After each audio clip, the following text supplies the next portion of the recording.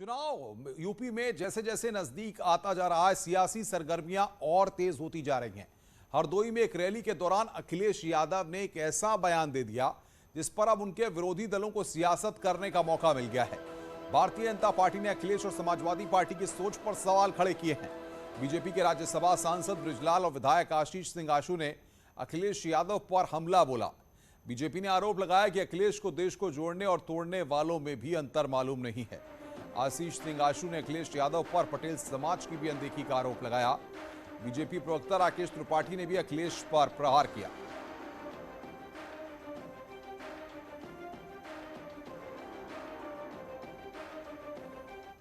अखिलेश यादव जी सरदार पटेल के जन्म के एक दिन पहले 30 अक्टूबर 1990 को आपके पिताश्री ने राम भक्तों पर अयोध्या में गोली चलवाई थी।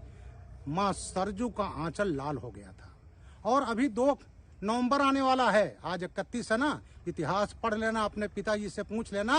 उस दिन कनक भवन और हनुमानगढ़ी के बीच में राम भक्तों का कत्लेआम किया गया था। 50 से ज्यादा लोग मारे गए थे। तो ऐसे अखिलेश यादव, तुम जिन्ना की तारीफ तो करोगे ही, लेकिन इस प्रदेश के लोग, यहाँ के राम भक्त, यहाँ के राष्ट्रवादी, सभी हिंदुत्ववादी, चाहे यहाँ का राष्ट्रवादी मुसलमान, तुमको कभी माफ नहीं करेंगे।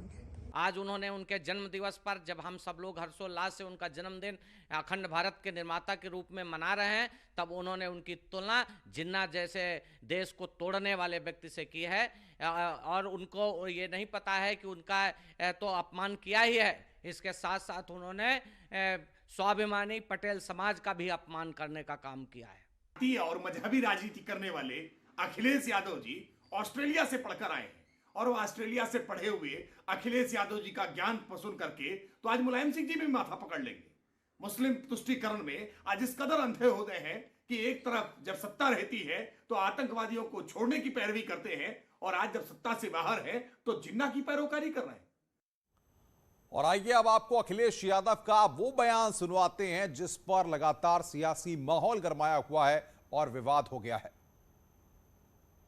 के नाम से नहीं जाने जाते हैं। सरदार पटेल जी, राष्ट्रपिता महात्मा गांधी, जवाहरलाल नेहरू, जिन्ना एक ही संस्था में पढ़ करके बैरिस्टर बन करके आए थे। एक ही जगह पर पढ़ाई लिखाई की उन्होंने, वो बैरिस्टर बने, उन्होंने आजादी दिलाई।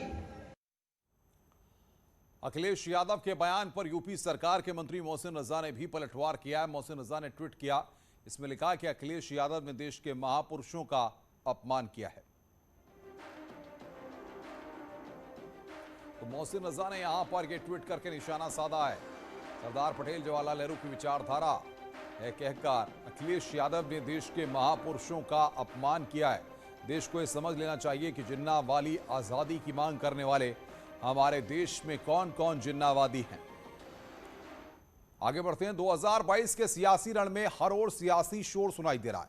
मुख्यमंत्री योगी आदित्यनाथ ने विपक्ष पर करारा प्रहार करते हुए कहा कि विपक्ष चुनाव आते ही गिरगिट की तरह रंग बदल रहा है। योगी ने पूछा, अयोध्या में राम भक्तों पर गोली चलवाने वाले क्या जनता से माफी मांगेंगे?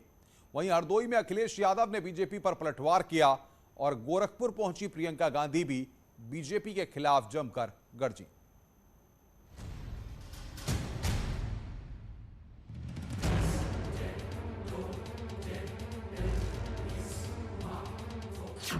सीएम योगी एक तरफ सरकार की उपलब्धियां गिनवा रहे हैं तो दूसरी तरफ विपक्ष पर करारा प्रहार भी कर रहे हैं। सीएम योगी ने कहा कि पहले होली दिवाली से पहले फतवे जारी होते थे, लेकिन आज राम भक्तों पर गोली चलवाने वाले खुद को राम भक्त बता रहे हैं। उन्होंने कहा कि ये लोग गिरगिट से भी तेज रंग बदल रहे हैं। दीपावली के पहले, होली के पहले इनके फतवे जारी होते थे, कहते थे होली 12 बजे के बाद नहीं मनाएंगे। ये सब अपना रूप और रंग बदलेंगे। कभी कभी तो इनके कृत्यों को देख के गिरगिट भी शर्मा जाएगा। योगी ने राजभर समाज को संबोधित करते हुए अखिलेश पर जमकर निशाना साधा। उन्होंने कहा कि सुहेल देव के नाम पर राजनीति करने वाले मोहम्मद गोरी और गजनवी के अनुयायी रहे हैं।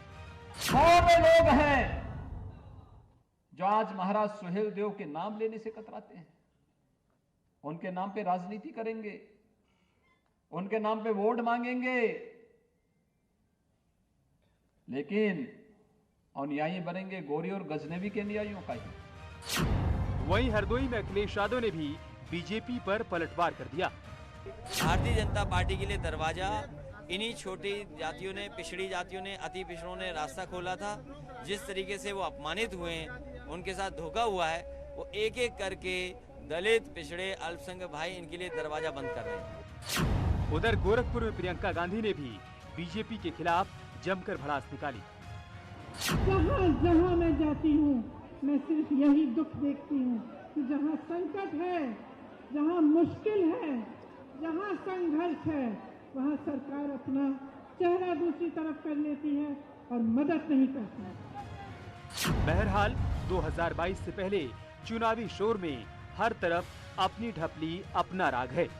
Bureau report, news 18।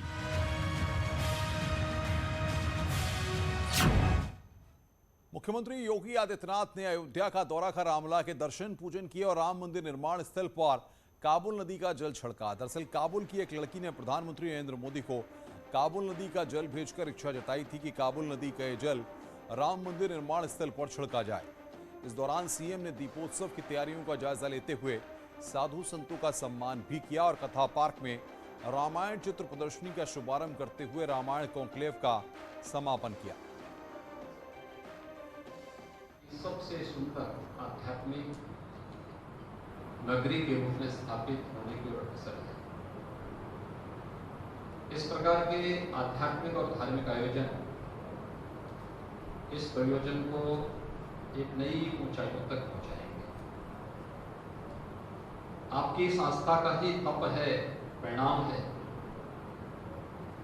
इस सदी की सबसे बड़ी महामारी कोरोना हमारे पर्व और त्योहारों के दौरान पूरी तरीके से नियंत्रण में है। आप देख सकते हैं, आतंक के साए में रह रही एक बालिका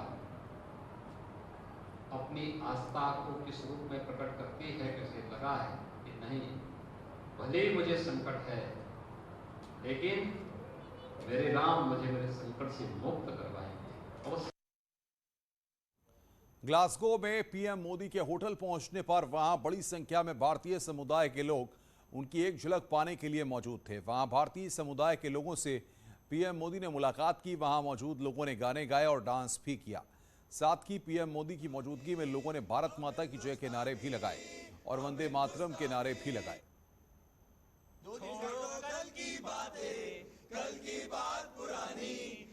बहुत ज़्यादा एक्साइटेड है। हम सभी एक ग्लासगो इंडियन ग्रुप को रिप्रेजेंट करते हैं, जो ग्रुप ऑफ आईटी प्रोफेशनल्स हैं, और हम सभी यहाँ पे जो प्रवासी भारतीय हैं उन लोगों की मदद करते हैं। भारत से भी जो लोग आते हैं उनकी मदद करते हैं। चाहे कोविड में हम लोगों ने बहुत ज़्यादा मदद करी है। जो लोग स्ट्रगल थे, स्टूडेंट्स जो स्ट्रगल कर रहे थे, हमारा एक नारा है, भारत के बाहर भारत का निर्माण।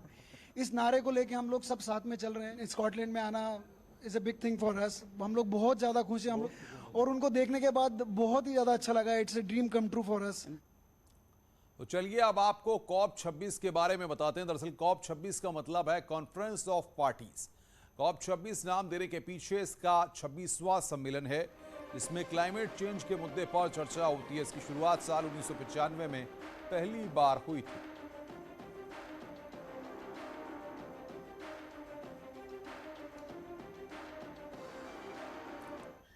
खबर मेरठ से है। वाहन चोरों के खिलाफ पुलिस ने अभियान चला रखा है। पुलिस ने छापेमारी कर बड़ी कार्रवाई को अंजाम दिया है। देखिए रिपोर्ट। मेरठ में वाहन चोरों के खिलाफ पुलिस अभियान चला रही है। सोतीगंज बाजार में पुलिस ने बड़ी कार्रवाई करके 2 घरों में छापे मारे और 20 से ज्यादा मोटरसाइकिलों के इंजन और बॉडी पार्ट्स मिले। माना जा रहा है कि ये मोटरसाइकिलें चोरी की हैं। छापेमारी के दौरान आरोपी मौके से फरार हो गए। दबिश में भारी मात्रा में 2 व्हीलर्स के इंजन और कटे हुए पार्ट्स बरामद हुए हैं। संख्या अभी हमारे पास नहीं है, बता नहीं सकते, लेकिन अच्छी खासी मात्रा में है। एक बड़ा पुलिस के मुताबिक ये लोग मोटरसाइकिलें चुराकर उनके बॉडी पार्ट्स और इंजन अलग अलग करके बेचते हैं। 80,000 की मोटरसाइकिल का सौदा महज 8 से 10,000 में कर दिया जाता है। वाहन माफिया नई गाड़ियों को काट देते हैं और स्पेयर पार्ट्स बेचकर मोटा मुनाफा कमाते हैं। जो पहला ठिकाना है वो फैजान का घर था, दूसरा अफजाल नाम के व्यक्ति का घर है। यहीं पे सबसे ज्यादा इंजन में हैं। इनका आपराधिक इतिहास है, इनके ऊपर लगभग 2-4 मुकदमे हैं पंजीकृत। खबरें और भी हैं, फिलहाल रुक रहे हैं यहाँ पर एक ब्रेक के लिए। ब्रेक के बाद जल्द हाजिर होते हैं।